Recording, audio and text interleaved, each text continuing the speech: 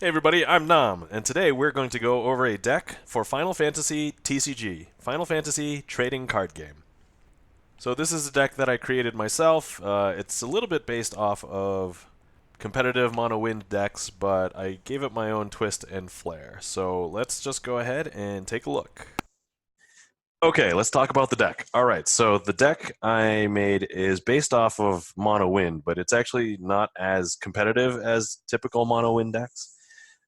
I named it Wonder Twins Activating Insanity V2 because I had a previous version that wasn't as good, but I switched around some cards. So this is kind of what it settled on. I believe the latest opus of cards that this contains is Opus 8, which is this Alexander, but otherwise, that's pretty much it. So I haven't included any new cards after that, even though at the time of this recording, Opus 10 has just come out. All right, so let's talk about Wonder Twins Activating Insanity MonoWind. As you can see, the entire deck is MonoWind except for Yuri. The primary goal of this deck is to activate backups and trigger backup abilities or abilities that require using backups all the time, every time, as much as possible. So a couple of the targets that we usually want to use this on, Yuri, it's pretty obvious because Yuri can either draw a card, dull and freeze a forward, deal 4,000 damage to a forward, or make a forward lose its abilities. And that just requires 3 backups or 2 backups and dulling him as well. Another backup that we probably want to abuse and use as much as possible is Alhanalem, but Alhanalem effectively doesn't work unless you have either Yuri or Chelinka on the table. If one of them is, Yuri and Chelinka will allow Alhanalem to deal 2,000 damage. But if you have both Yuri and Chelinka out, Alhanalem will deal 2,000 damage to all of the forwards opponent controls. That is the major difference. So having both out with Alhanalem works out really nicely. Also, what works out really nicely is Chelinka with that is Chelinka actually has an extra ability. If an FFCC character would deal damage, it actually deals an extra 1,000 damage. Just keep in mind that Alhanalem is also an FFCC character, and Chelinka is an FFCC character, and Yuri is also an FFCC character. That could buff Yuri's damage to 5,000 damage. Chelinka herself also, when she enters, will do 1,000 damage to all the forwards opponent controls, but because she's an FFCC, it's effectively 2,000. The deck is called the Wonder Twins because Chelinka and Yuri, if they end up forming a party together, which normally you couldn't do because Yuri is light and Chelinka is actually wind, but Yuri's text actually says Yuri has all of the elements except dark. So Yuri is wind as well. And if Chelinka forms a party with a card named Yuri and attacks, we get to choose one forward or monster to break it. And that offers a lot of control because that can remove a blocker, effectively multiple blockers if we can also use Yuri's ability. So that's what this deck wants to do. See, I did write a lengthy description for this, so if anybody wants to refer to this, I'll put the deck list in the description. We can destroy a forward or monster by attacking using Yuri and Chelinka as a party. We can abuse Yuri's ability by readying all sorts of backups even during the same turn. So in this deck, I built this deck to have as many activations of backups as possible to abuse their abilities. So if we take a look, Oracle is here. So if you need a way to activate all the characters you control, you can do that. No actually works wondrously well in this deck. And I actually think that No is really good. This is the No that I said that I loved in another video. But each time a forward you control attacks, choose one backup you control and activate it. So between being able to just get another backup ready just for attacking so that you can play something during main 2, or just being able to use the backups for triggering more abilities, No is virtually indispensable in this deck. Asura actually has a clause she can choose 2 forwards to activate or 5 backups to activate. More often than not, I choose to try and get backups out as fast as possible, and then I will use Asura to usually activate up to 5 backups. And now we also have Vata. Whenever he enters the field, activate all the wind backups you control. Notice how all the backups are wind anyway, so it's virtually free if you have at least 4 backups.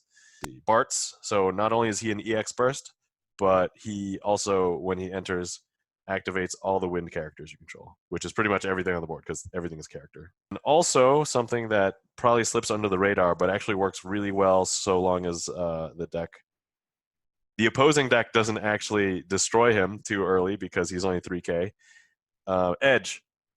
So Edge, he already has natural built-in evasion, can't be blocked by a forward of cost 4 or more, but whenever he deals damage to your opponent, he also activates all the backups you control. So between attacking with Edge, Oracle, Asura, Bartz, and Vata, there's tons of ways to activate backups. And now you can start to see if you have 5 backups, it's probably not unusual for you to get, 2 to 3 Yuri triggers per turn, depending on how many forwards you have, or depending on how many effects you have in hand. Now, also, we have a control suite. The control suite consists of a bunch of things. Obviously, Yuri himself can control things. Yuri and Chelinka's attack can also control things. But we also have Dorgan. So Dorgan, every single time he is on the field and a backup enters, he gets to remove that forward from the game. If Dorgan happens to leave play, those forwards will come back. But honestly, most of the time, if you can just remove it temporarily for a turn or two, that's usually good enough. And the goal of this deck using him is whenever you need to remove something and you have Dorgan and you have backups, go ahead and just play the backups. And I kind of refer this to Dorgan just eating people. This deck was designed to have these 6 different backups, but if you notice, some of these are sticky. Sticky being there's no easy way for them to remove themselves. So in this case, it looks like as though, Alaria will stay on the board, Alhanalem will stay on the board, No will stay on the board, and Moogle will stay on the board. Those are 4 backups. You can have up to 5, but notice the other backups, Archer and Oracle, they can destroy themselves. So that way they can at least always make way for a new backup if need be. So knowing that you have one in hand and you have Dorgan on the field, and it's like the easiest way, blow up the backup that is not sticky and let Dorgan eat. Also, to be fair, you also have Archer. On occasion, I've actually used Archer to destroy my own Alaria, just so that I could play Alaria again. I've also used it to destroy Moogle 11, knowing that it won't actually be useful anymore, either to have like another Archer or Oracle on the table. But that's another way. Usually I use Archer to remove problematic opponent backups. Something that opponents could have that really screw with this deck a lot is, especially if you're relying on the Alhanalem engine to destroy Minwu or Flintlock. Those will prevent damage to forwards that are less than their power.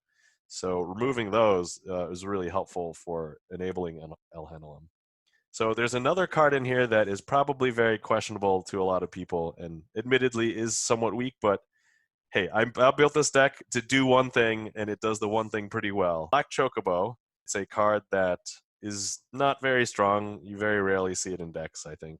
It only costs 1, so I like that sometimes because there's things that cost 4 in the deck, and sometimes you just have that 1 extra backup. So this gives you an option of something to play if you want to play an extra forward. It's a forward for the purposes of no, and if you make a party with Black Chocobo, then that party can't be blocked. Sure, it'll only deal 1 damage, but let's say you use Black Chocobo and you pair it with Edge. Not only will Edge get through, but Edge will deal damage, be able to activate all of the backups that you have. Also, upon declaration of Edge and Black Chocobo attack, if No's on the table, you're effectively readying 2. You can use those 2 to do something. Then at the end of that, Edge will really activate all of your backups. That, and also if we need another avenue for making things unblockable so we can get Edge through, Arc is there. Normally I use Arc just as a buff, either for mirror matches or just to get characters like just slightly larger. So it'll make things like Bartz, if you happen to get Bartz on the table, a 10k, or make Vata a 9k. So that tends to help. Also makes Yuri a 9k, slightly more difficult to destroy. The other thing is because you can ready your backups so often and so much, Arc also provides another way to evade blocking. So you can dull a total of 3 active win forwards or backups to choose a forward that can't be blocked by a forward of cost 3 or more. That's probably used a little bit less than Black Chocobo because Black Chocobo is just built in. Because you can activate backups so readily, it's so good to just be able to make a couple of things unblockable, especially for the last couple of pieces of damage. Oh, we were already talking about control. So Yuri provides control. Yushtola, we haven't talked about her, but in order to maintain your board position, there's certain key cards that you'll probably typically want to keep on board. So Yushtola is tough to kill with summons and abilities because of her first clause. She doesn't receive damage from summons and abilities. But you can put her in the break zone, so sacrifice her to choose a summon or an auto ability to cancel its effect. Most things that are going to be problematic to you are summons, so just having her out, you'll be able to save a key piece of your combo. So key combo pieces here are typically Yuri Chelinka, Dorgan, or Alhanalem. Most other things, there's either enough redundancy in the deck, or it's pretty much like their one-time come into play ability, like Bart and Vata. It doesn't matter if you really save them that much. Alexander also controls. It's a summon that just destroys a character of 4 or more. So the thing is, it doesn't just have to be a forward, it could be a character. So this handles all of the backups that are problematic that are 4 or greater. Also handles forwards that are 4 or greater. And the fact of the matter is, Alexander helps combo well with Edge because Edge has the built-in evasion of can't be blocked by a forward of 4 or more, and this handles 4 or more cost things. So that's why Alexander works well with Edge, but also just handles big dudes. So usually you don't find something that's like 9k that isn't at least 4. It's rare. And if it costs like 3 costs, there's some sort of drawback. So keep in mind that when you're using Asura, sometimes you might need to ready the forwards instead of the backups. But also you can choose a character of cost 2 or less from your break zone and add it to your hand. So valid targets for this are Black Chocobo, Edge, and then any of the 2-cost backups. So sometimes if you need just another 2-cost backup, you can get one of the generics like Archer or Oracle.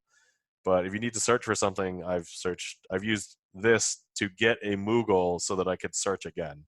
And just being able to search in this deck and keep the pressure applied with Chelinka and Yuri and Alaria and Moogle will allow you to search. Now, also Chocomog, it's an EX burst. It's also cheap if you get it in your hand for 1. If you need the CP, you can pitch it. But it searches for a bunch of targets, and usually high priority targets for this. If you already have another Moogle 11 or if you have Moogle 11 out, you can use this to search for another one of these. So you can search for anything.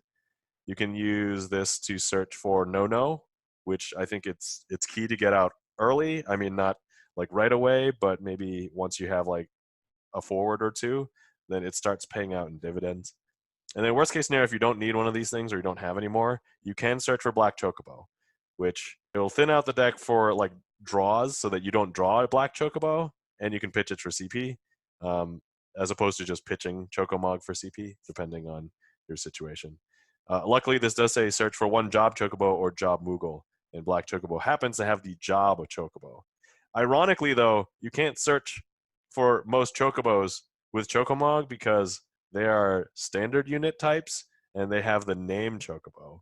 So that's why you don't see any other Chocobos in this deck. Also, most of the other Chocobos don't play well with this strategy. So, all right. So let's see things. So how this is slightly different from my first version deck. My first version of this deck actually had a Zoo in it, which is the monster that when you discard, you can activate 2 backups, I think. And I found that it was tough to get it into play, and I just ended up not using it that much. I always pitched it, so I decided to take it out. Previous version of this deck, I ran Barbaricha. When Barbaricha enters play, she makes one particular forward 1k until end of turn. So that works well for removal when it's that and you have Alhanalem or Trigger Yuri's ability. But it ended up being like a 2-card combo, and I actually replaced her with Alexander, and the decks worked out a lot better. Even though she was just she was a 7k forward and did work out for no. Alexander's way more consistent and a lot less volatile as far as needing to trigger abilities and things. Just works out better. Also, this could be a surprise because it is a summon, so you can play it anytime. I guess while we're talking about it, let's pull up the first version of the deck. The deck hasn't changed that much. I kind of like this alphabetically. So as I mentioned, there's Barbaricha. So when Barbaricha enters, choose one forward opponent controls until end of turn. Its power becomes 1k. And that I opted to change to Alexander. Alexander works out way more consistently in my personal opinion. And also the surprise factor is huge. Zoo I decided to take out because you can discard Zoo from your hand to choose 2 backups you control to activate them from your hand, or put it in play and then you sacrifice it later. You can activate all of your backups, but I almost found that this never worked out, and I could never really get it. It's just easier to just leave an Oracle open and trigger it whenever you need to. So it was kind of deck space that I didn't really find was being used too much. There was only one Asura in the deck before, mostly because I only had one. So I actually streamlined the deck and got all the cards I needed for the build that I wanted. And I had 3 Alaria before. I found that I was pitching her more often than not, and so even though the EX burst was good, I did reduce the number of these from 3 to 2, and that seemed to have worked out a little bit better. And I found that I didn't need to change any of the other ones. So if we take a look now, so Alaria is at 2, No still at 2 because of the fact that you could search for No. Like, you really don't need 3. I found that having 1 was too dangerous. 1 lucky damage off the top, and you've lost your No engine, and that's not good for this deck. So 2 is the way to go here. All right, guys, and that's the deck. Wonder Twins Activating Insanity version 2. All right, guys, and that's the deck. Wonder Twins Activating Insanity. So hopefully you guys enjoyed and found that useful. And I hope you guys are inspired by this deck, maybe to make your own. But otherwise, you have a glorious day. Talk to you guys later. See ya. I don't even know how to pronounce that, but I'm just going to call him Al Hanalham, so I'm assuming that's correct.